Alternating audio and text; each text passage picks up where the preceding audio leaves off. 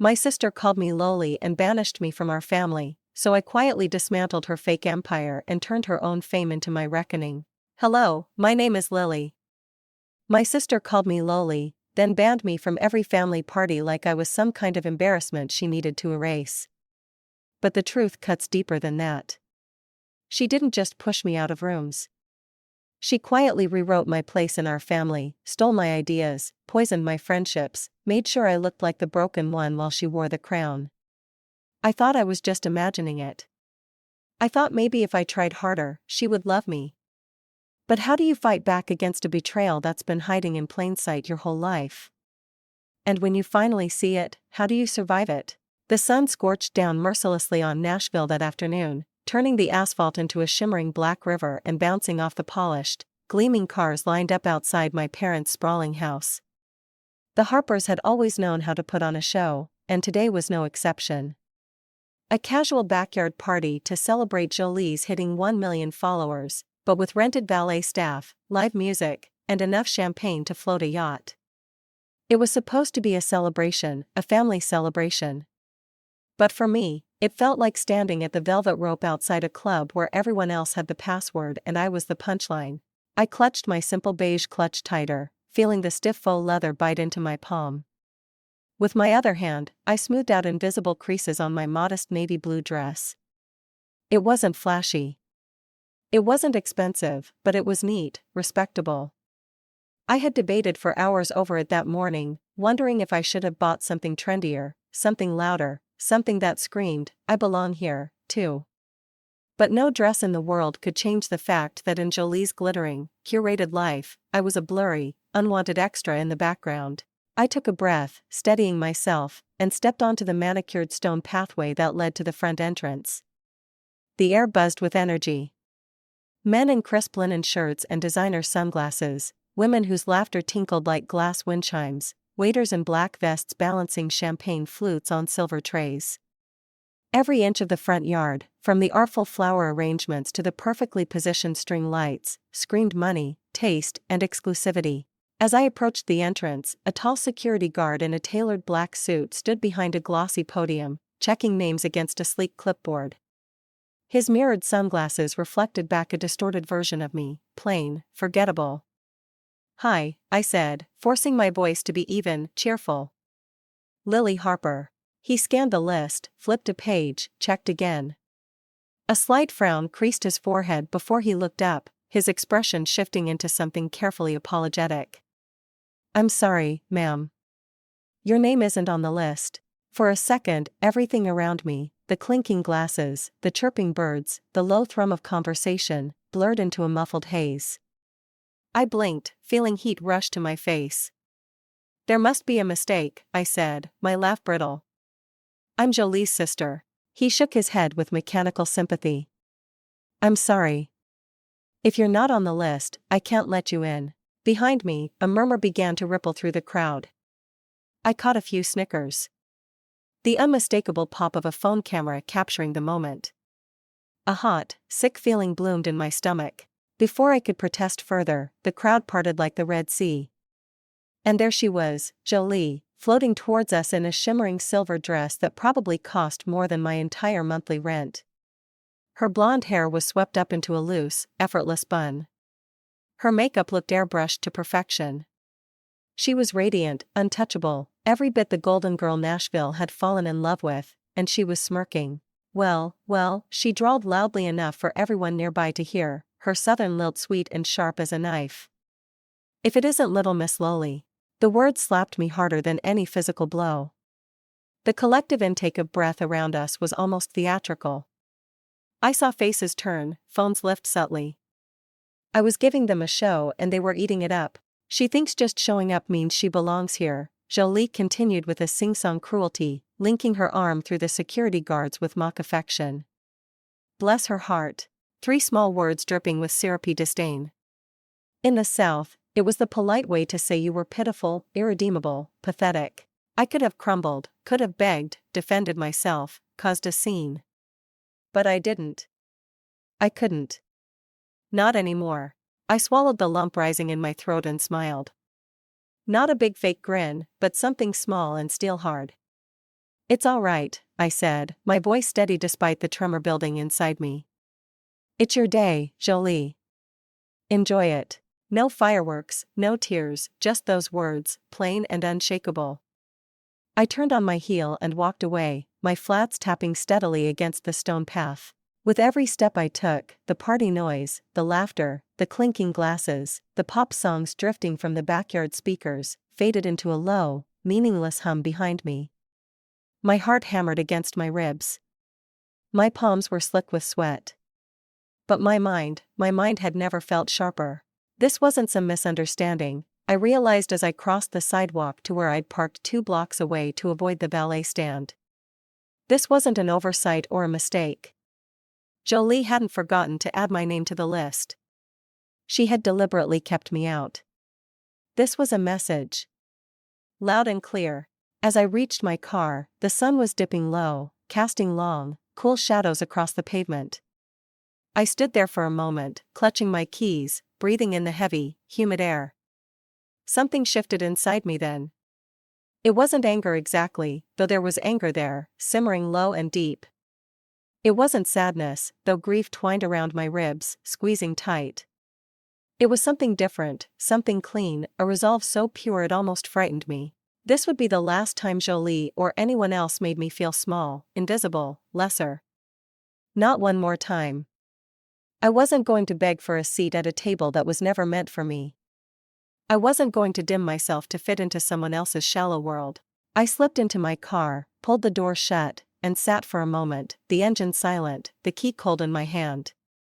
Then, with a slow, deliberate motion, I started the ignition. The engine roared to life, low and sure, just like the new rhythm beating inside my chest. I drove away without looking back. That night, sleep never found me. I tossed under the thin sheet, the Tennessee summer heat clinging to my skin as tightly as the shame from earlier clung to my heart. Hours blurred into one another until it was just me, my phone screen glowing in the darkness, and memories I had spent years trying to forget surfacing with cruel clarity. I scrolled through old photos, birthday parties, graduations, holidays. Every image a carefully staged portrait of family bliss. But looking closer now, I noticed things I'd missed before. Jolie's tight smiles. Her eyes that never seemed to soften when looking at me. Subtle things, but undeniable. The next morning bled into the next day without much distinction. Coffee tasted like cardboard, and the walls of my apartment felt smaller, more suffocating. My inbox remained untouched, my mind too busy replaying every word Jolie had flung at me with that saccharine smile. By the second day, Serafina called. "Meet me at Grady's," she said simply, the urgency in her voice slicing through my days. Grady's was our usual, a small tucked-away cafe that smelled like burnt caramel and warm bread. A place where the noise of the world dimmed just enough for truth to breathe. I slid into the booth across from her, noting how she fidgeted with her coffee sleeve. She was nervous, and Serafina was never nervous. She didn't waste time. "Lily," she said, voice low. "You need to know. Jolie's been running her mouth about you for years." My breath caught. "What are you talking about?"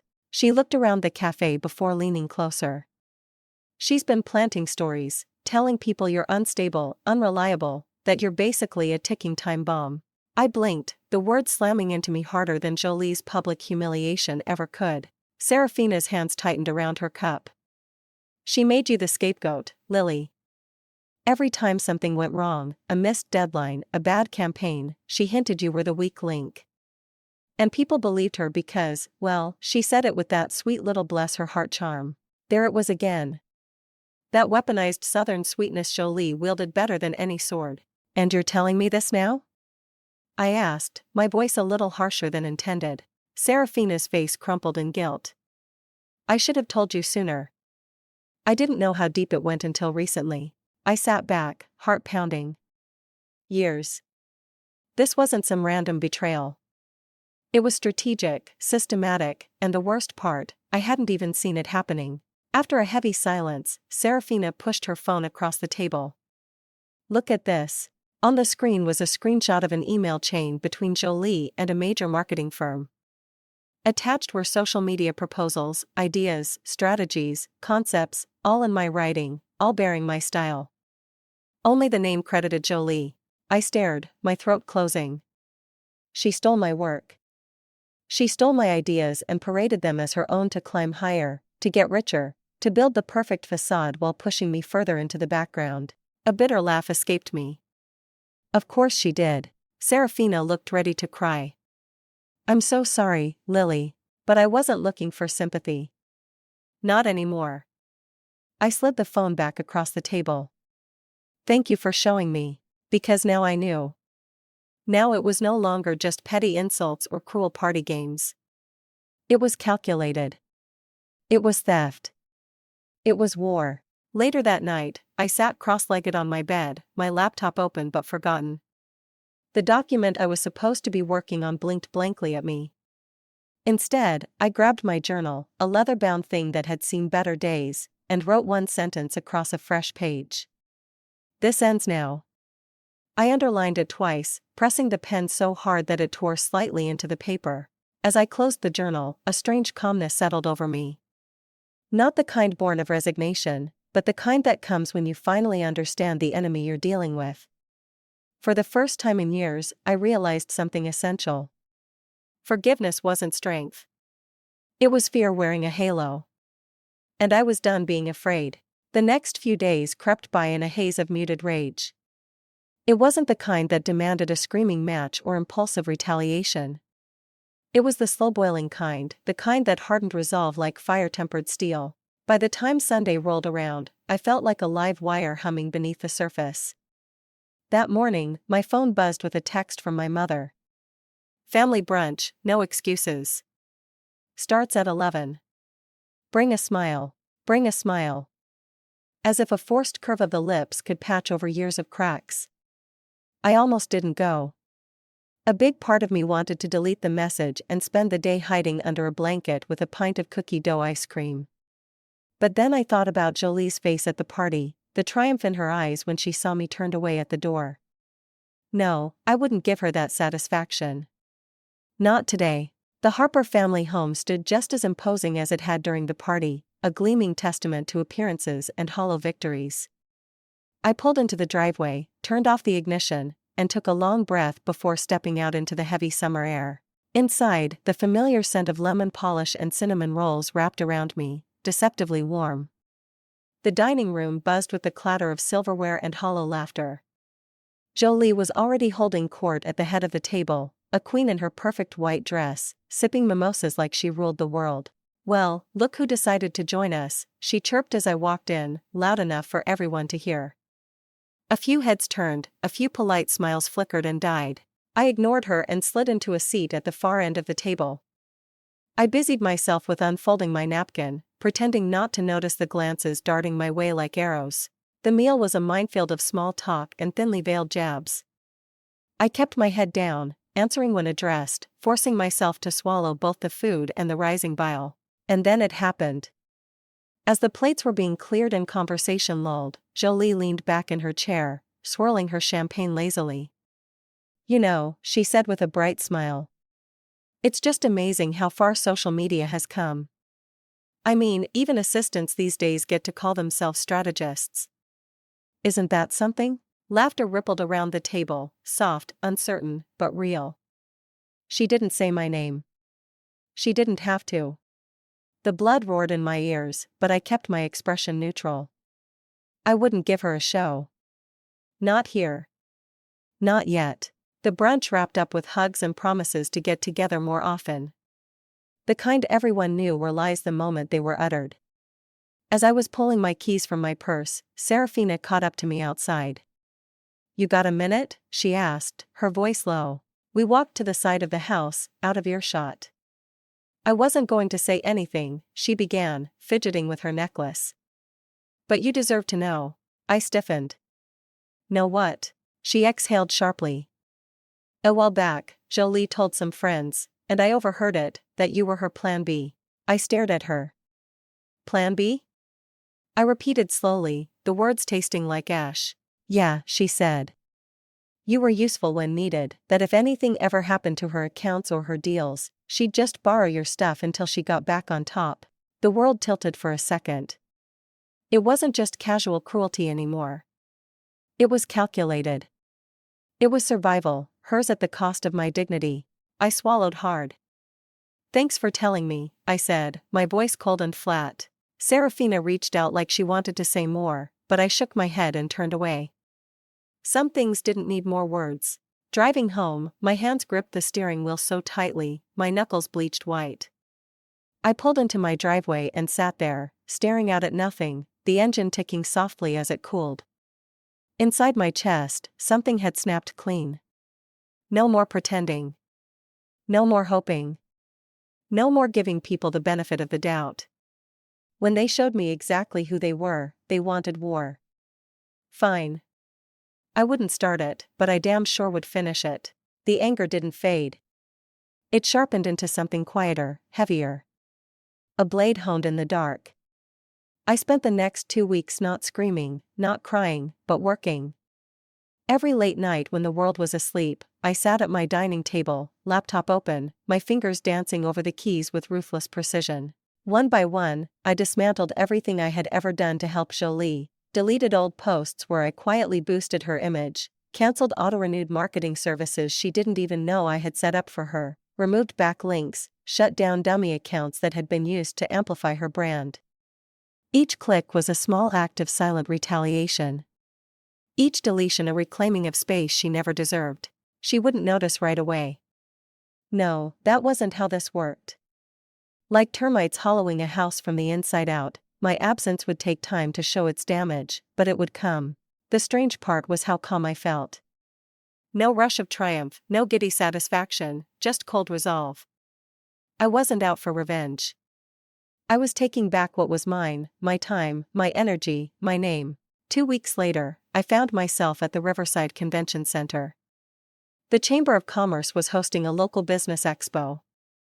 Nothing glamorous, but in Nashville's close-knit entrepreneurial circles, it mattered. I hadn't planned to attend until I heard Jolie would be one of the keynote speakers, invited to talk about her branding journey. I couldn't resist. I didn't want to sabotage her, not overtly, but I wanted to see it. See what she looked like without my silent scaffolding.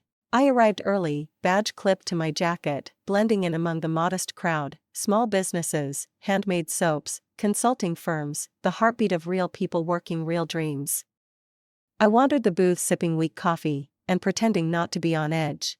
As I approached the registration table for the keynote session, I gave my name to the attendant. She smiled brightly, typed into her tablet, then frowned. "I'm sorry," she said, looking up. "I don't see your name on the list." My stomach dropped. There must be a mistake. "I registered weeks ago." She double-checked, shook her head. "I'm really sorry." I stood there stunned, the low murmur of the crowd swallowing me.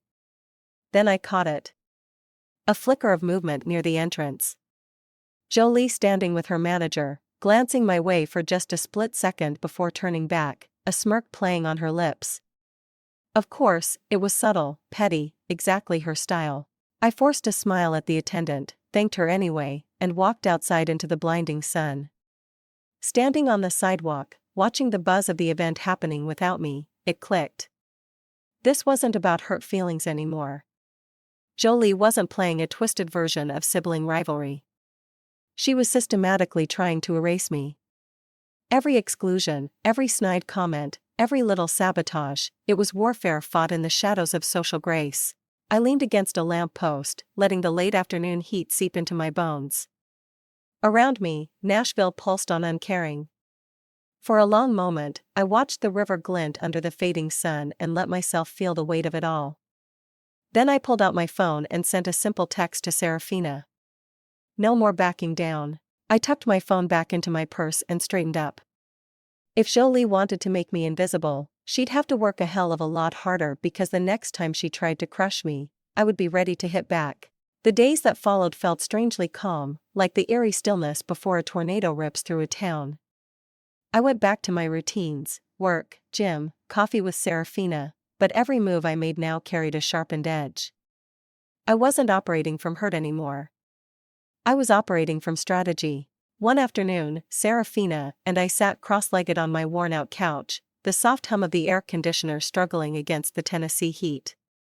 I mapped out everything. How to protect my reputation, how to rebuild my brand independently, how to move in circles Jolie couldn't contaminate. Serafina listened, nodding, tossing in advice where needed. For once, I felt like I had a battle plan, one that didn't require shouting matches or passive-aggressive family dinners, just quiet, deliberate moves. But Jolie must have sensed the shift, even without seeing it directly, because she struck first. It started innocently enough. A few cryptic posts popped up on her Instagram stories, vague references to jealousy among family and how sad it is when someone you love wants to see you fail. Typical vague booking nonsense, but the message was clear enough for anyone who knew the situation. At first, I rolled my eyes and brushed it off. Let her talk, I thought. People see through that eventually, but then it escalated. Jolie posted a photo of us as kids, arms slung around each other, big grins captioned, "Some people outgrow their love for you when they realize they can't outshine you." The comment section exploded. Friends, family, acquaintances. They all chimed in, some subtle, some not, hinting that maybe I was the bitter one, the jealous little sister who couldn't handle another's success. Private messages trickled into my inbox, too. "Are you okay?" Jolie seemed really hurt. "It's such a shame. Family should lift each other up, not tear each other down." Each message landed like a slap. It didn't matter that none of them knew the real story.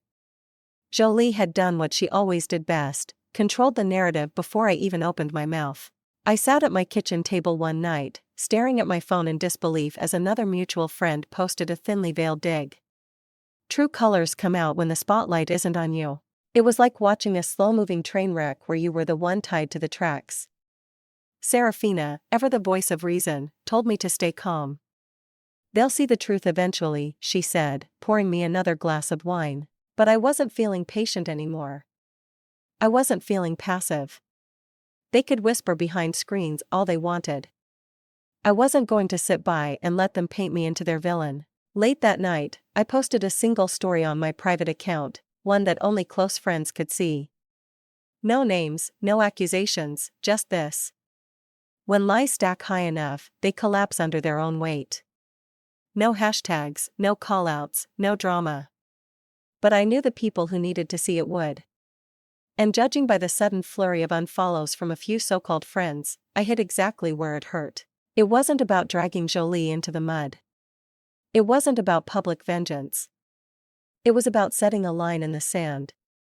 If they wanted to believe her lies, that was their choice. I wasn't wasting another second trying to correct them. I was done explaining myself to people committed to misunderstanding me. The next morning, I woke up to a different kind of silence, the heavy, suffocating kind that fills a room after the last punch has been thrown. My phone buzzed with one last text from someone I once considered a close friend. "I just can't be part of this drama anymore. I hope you find peace." I smiled grimly, tossed the phone onto the couch, and poured myself a fresh cup of coffee. Peace? They thought cutting me off was a punishment. They didn't realize they were doing me a favor. The scent of freshly brewed coffee filled my tiny kitchen, but I barely noticed as I scrolled through my phone, the headlines blaring back at me. Jolie Harper opens up about family betrayal. The article was littered with words like heartbreak, loyalty, and healing. Pictures of her looking tearful, perfectly posed, perfectly lit, adorned the page. She wasn't apologizing. She wasn't remorseful. She was manipulating the narrative again. Only this time, I wasn't the naive little sister hoping she'd come around. I was done waiting for miracles. Later that afternoon, Serafina met me at our usual coffee spot, a cozy, slightly run-down place tucked between a used bookstore and a yoga studio. She slid into the booth across from me, a laptop under one arm and a grim look on her face. "Ready to see the real show?" she asked, already pulling up her screen. I nodded, my stomach coiled tight with anticipation. Serafina clicked through screenshots, videos, and private voice messages Jolie had left on group chats, mocking me, plotting posts, staging her little redemption arc, all while pretending online that she was the wounded party. "Here's the best part," Serafina said, smirking grimly. She played a short clip. Jolie's voice unmistakably sneering, saying, "Give it a month. They'll forget she even exists." People are stupid like that. My chest tightened. A mixture of anger and cold-cutting clarity. It was all an act. Every teardrop, every heartfelt caption, every fake apology. By the end of the slideshow, my hands were steady, my heart pounding with a rhythm that no longer sounded like fear. It sounded like purpose. Send it, I said simply. Serafina grinned. Already did. Anonymous dropped to 3 major gossip blogs. Should hit by morning. We clinked our coffee mugs together. A quiet, deadly toast. The reckoning had officially begun. The next few days passed in a blur of righteous vindication. Screenshots circulated. Jolie's curated victim persona cracked under public scrutiny. People began piecing the truth together, that the Golden Girl wasn't as pure as she liked to pretend. It wasn't just petty revenge. It was exposure. It was survival. But Serafina and I both knew Jolie wouldn't go down without a fight. You need to prepare for her next move, Serafina warned one evening as we sat in my apartment, the city lights casting broken reflections across my living room floor. She's going to get desperate. That's when she handed me a card. Sleek, minimalistic. Laura Mitchell, attorney at law, defamation and cyberbullying defense specialist.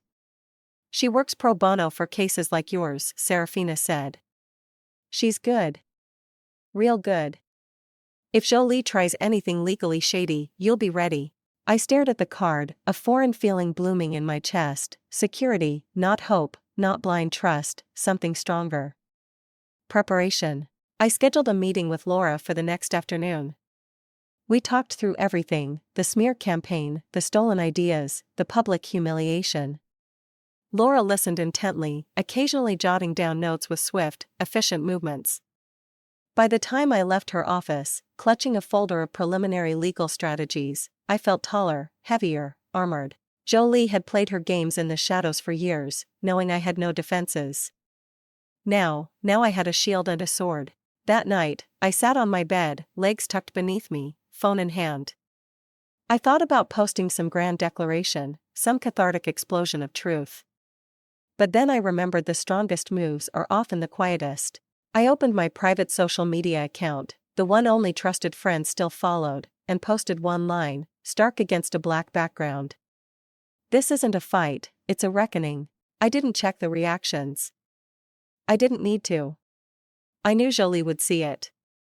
I knew she would understand exactly what it meant. The next morning, I woke up not to dread or fear, but to an almost electric stillness, like the charged air before a thunderstorm.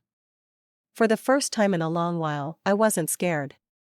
Jolie had made her move. Now it was my turn. I had thought the storm had passed. Turns out Jolie was just gathering her next wave. It started small, an ugly comment on an old post, a subtle dig buried in a thread I hadn't checked in weeks. At first, I brushed it off. Trolls were nothing new on the internet. But by the end of the week, it wasn't just trolls. It was an avalanche. Dozens, then hundreds of fake accounts cropped up overnight. My inbox flooded with cruel messages, twisting every truth about me into something ugly. Accusations I'd never heard before echoed across platforms. Words like jealous, toxic, unstable, clung to my name like smoke. I refreshed my screen, my heart hammering faster with every notification. Photos of me poorly photoshopped into compromising situations. Quotes taken wildly out of context. DMs from strangers telling me I was disgusting or a disgrace to my family.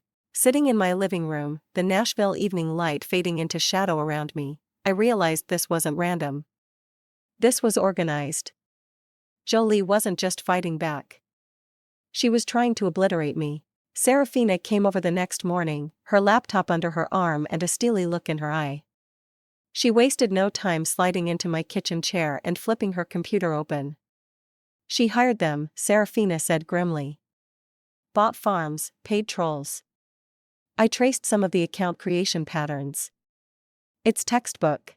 I squeezed my coffee mug so tightly it creaked. How do we prove it? Serafina smiled, a sharp, dangerous curve of her mouth. We don't have to. She's already sloppy. Over the next 2 days, Serafina dug deep. Screenshots piled up. IP addresses overlapped. Fake followers appeared by the thousands on Jolie's accounts. Too many, too fast, too obvious. The final blow came when a whistleblower, a freelance PR agent Jolie had stiffed on a payment, leaked emails to a local blog. Emails where Jolie discussed buying a few thousand fans to offset the negative press. It went viral within hours. The golden image she had crafted so carefully started to crack at the seams. Big lifestyle influencers unfollowed her. Brands quietly pulled collaborations. Even the local papers began running pieces with thinly veiled skepticism. When authenticity backfires, the perils of manufactured fame. Still, it wasn't enough. Not for me. Because in the middle of that chaotic week, another blow struck. But this one Jolie didn't see coming. An old video resurfaced. Grainy footage taken at an event 3 years prior. Jolie screaming at a teenage volunteer who had spilled coffee on her shoes. The words were vicious, cruel, and entirely unprovoked. "You can't even carry a tray, right? God, no wonder you'll never be anything." The video spread like wildfire. Overnight, the narrative shifted. She wasn't the victim anymore. She was the villain. I watched it unfold from my couch, legs tucked under me, a heavy blanket wrapped around my shoulders, even though the summer air was warm. The comments turned brutal, but not toward me, toward her. How could anyone treat a kid like that? Fake apologies mean nothing when this is the real you. Unfollowed, disgusted. It was a strange feeling watching her house of lies burn down, not with a bang, but with a slow, relentless collapse. Part of me thought I'd feel triumphant. Instead, I felt hollow. I hadn't lifted a single match. Jolie had set herself ablaze. All I had done was hold up the mirror. Later that evening, Serafina and I sat at our usual cafe, a quiet satisfaction buzzing between us. "You played it perfectly," she said, tapping her spoon against her coffee cup. She destroyed herself. I stared out the window, watching the street lights flicker on one by one. "Maybe," I said softly. "But it's not over yet. Because people like Jolie, they didn't vanish quietly. They clawed. They schemed. They found ways to rebrand their sins into sob stories if you gave them even half a chance. And I wasn't about to give her one. The fallout wasn't just messy, it was a landslide." By the time Monday morning rolled around, it seemed like the entire city of Nashville had a front row seat to Jolie's downfall. Headlines splashed across digital news feeds. Top influencer caught faking numbers. Toxic behavior exposed. Former darling under fire. Brand deals terminated amid scandal. Emails flooded Jolie's inbox. Not the flattering kind. First, it was the skincare brand that had once flown her to Miami for a glamorous launch party. Then, a fitness apparel company pulled out, citing a misalignment of core values. One by one, the dominoes fell. I didn't gloat. I didn't need to. Watching the pristine empire Jolie built collapse under its own lies was satisfaction enough. Sitting in my kitchen, a chipped coffee mug cradled between my palms, I scrolled through the headlines. Serafina perched on a stool nearby, tapping her nails against her phone, feeding me updates in real time. "She's hemorrhaging followers," she said, glancing up. "Big time." I nodded but didn't smile. It didn't feel like winning a prize. It felt like pulling myself out of quicksand. A new email pinged into my inbox. I glanced at it, expecting another news alert, but my breath caught. It was an invitation, a well-known podcast, one that specialized in real, raw conversations about toxic family dynamics, had reached out. They wanted me. They wanted to hear my side. I stared at the screen for a long time, my heart hammering against my ribs. This wasn't about taking cheap shots at Jolie. This was about truth, about giving voice to years of silence. Still, the thought of speaking publicly twisted my stomach into knots. Would they believe me? Would they think I was just another bitter sibling airing dirty laundry? I closed the laptop softly and leaned back in my chair, the ceiling fan humming above me. "I think you should do it," Serafina said, reading my silence like a book. "Not for revenge, for closure." I met her gaze and saw no judgment there, only quiet encouragement. The next day, I found myself sitting in a cozy recording studio, headphones resting lightly over my ears. The host, a woman named Mariah with kind eyes and a no-nonsense voice, smiled reassuringly from across the table. "When you're ready," she said, gesturing to the mic. I took a deep breath and I spoke. I didn't name names. I didn't point fingers. I just told the truth, my truth. About growing up in the shadow of someone who measured love by usefulness. About being gaslit into doubting my worth. About learning that setting boundaries wasn't cruelty. It was survival. By the time the interview ended, I felt lighter than I had in years. Not because I'd won, because I'd let go. Later that night, as I sat on my balcony sipping sweet tea under the early autumn stars, my phone buzzed with a string of new messages. Not the usual bile or pity. These were different, old friends, former coworkers, names I hadn't seen pop up in years. "Hey, I'm sorry for not believing you back then. I have something you might want to see." I should have spoken up sooner. One by one, they came forward. Screenshots, text chains, voice memos, all documenting Jolie's long pattern of manipulation, lies whispered behind my back. Sabotaged opportunities, cruel jokes made at my expense. Proof. Not that I needed it anymore to validate what I had lived through, but seeing it laid bare was its own kind of justice. I sat there, the cool breeze brushing against my skin, scrolling through years of betrayal, now dragged into the light. I didn't cry. I didn't rage. I didn't even feel particularly triumphant. I just felt free. It wasn't about destroying Jolie anymore. She had done that to herself. It was about finally refusing to carry the weight of her sins on my shoulders. I set my phone down on the table, leaned back in my chair, and let the silence stretch between the stars. For the first time in my adult life, it wasn't poisoned by regret or self-doubt. I hadn't burned bridges. I had simply stopped crossing them. Walking through the front doors of the podcast studio, I felt a strange, unfamiliar sensation settle over me. Peace. Not the brittle, defensive kind I used to armor myself with whenever Jolie's name came up, but something steadier, deeper, like finally stepping out of a storm and realizing the ground beneath you is still solid. The studio itself was unremarkable, just a few chairs, a table, some recording equipment, and a soft buzz of fluorescent lights overhead. But as I sat down, adjusted the microphone, and took a sip of water, it felt monumental. This wasn't about dragging Jolie through the mud. It wasn't about revenge. It was about reclaiming my story, the one she had tried so hard to erase. Across from me, the podcast host, Mariah, smiled warmly.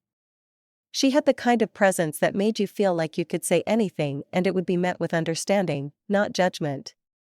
"When you're ready, Lily," she said gently. I closed my eyes for half a second, drawing a steady breath into my lungs. Then I leaned forward and spoke. I didn't start with the betrayals or the screaming matches or the public humiliations. I started with the loneliness, the quiet ways a toxic family dynamic convinces you that you're the problem. That love is something you earn by being useful, obedient, small. I spoke about the years I spent minimizing myself, trying to fit into a shrinking space Jolie left for me. I shared the nights I cried in silence, the mornings I woke up determined to try harder, be better, only to be pushed aside again. I spoke about the breaking point, the party, the betrayal, the war I never asked for but refused to lose. Mariah didn't interrupt. She just nodded occasionally, her eyes encouraging me to continue, to dig deeper. By the time the recording ended, my throat was raw, but my heart felt light, like I had been carrying a backpack full of stones for years without even realizing it. And now, finally, I could set it down. The next few days passed in a surreal blur. The episode aired on a Thursday morning. I didn't promote it. I didn't share it on my public platforms. I didn't even tell most of my friends. But somehow it found its way into the world. Messages began pouring in, emails, DMs, letters from strangers, from women who had been scapegoated by their families, from men who had been gaslit into silence, from people who didn't have the words for their own pain until they heard mine. "Thank you for telling the story I was too afraid to tell. You made me feel less alone. Because of you, I'm setting boundaries for the first time in my life." Reading those messages was unlike anything I had ever experienced. It wasn't fame. It wasn't vanity. It was connection. Real, raw, human connection. Some local news outlets picked up the story. A few blogs ran think pieces about the podcast episode. There was even tentative talk about a panel discussion for National Mental Health Awareness Month. I hadn't set out to become anyone's symbol, but maybe that's how real healing works, not by climbing up on a pedestal, but by reaching down into the mud and helping someone else climb out, too. Late one evening, after a long day responding to emails and sipping lukewarm coffee, I found myself sitting alone on my back porch. The night was crisp, the first real bite of fall nipping at the air. I pulled a blanket tighter around my shoulders and stared up at the stars. Those same stars that had once felt like silent witnesses to my suffering now felt like promises. Of what, I wasn't sure yet. But for the first time, I wasn't afraid to find out. Jolie was still out there somewhere, probably plotting a comeback, spinning her narrative, gathering whatever scraps of sympathy she could find. But she wasn't my problem anymore. She wasn't my shadow. She wasn't my burden. The scars she left behind, they remained. They always would. But they didn't ache the way they used to. They weren't open wounds anymore. They were reminders of battles fought and survived. Freedom, I realized, wasn't about pretending the fire never happened. It was about forging something stronger from its ashes. And I had, not just survival, not just resilience, but power. Quiet, steady, unshakable power. I smiled, a real one this time, and whispered into the night, "You don't own my story anymore." Maybe Jolie never would understand. Maybe the world wouldn't always get it either. But I did, and that was enough. Freedom isn't about forgetting what they did. It's about living in a world where they can no longer touch you. After everything I've lived through, one truth stands clear. Freedom isn't given, it's claimed, often at a cost. It took me years to learn that forgiveness doesn't mean staying silent while someone keeps hurting you. Keeping the peace at your own expense isn't noble, it's self-destruction. Walking away from toxic family isn't betrayal, it's survival. I spent too long shrinking myself, believing if I was quieter or easier to love, maybe they'd finally see my worth. But the hard truth, you don't earn your humanity, you were born deserving respect. No matter how loud the liars scream or how many leave when you set boundaries, it doesn't mean you're wrong. It means you're getting stronger. If you feel trapped by a family that treats you as disposable, hear this. You are not crazy. You are not broken, and you are not alone. You have the right to your voice, to peace, to a life that doesn't ask you to bleed to belong. Sometimes the bravest thing you can do is stop crossing bridges that only ever led you to harm. Have you ever had to walk away from someone you loved because they couldn't love you back in a healthy way? What did it teach you about your strength? Drop a thumbs up in the comments and tell me where you're watching from.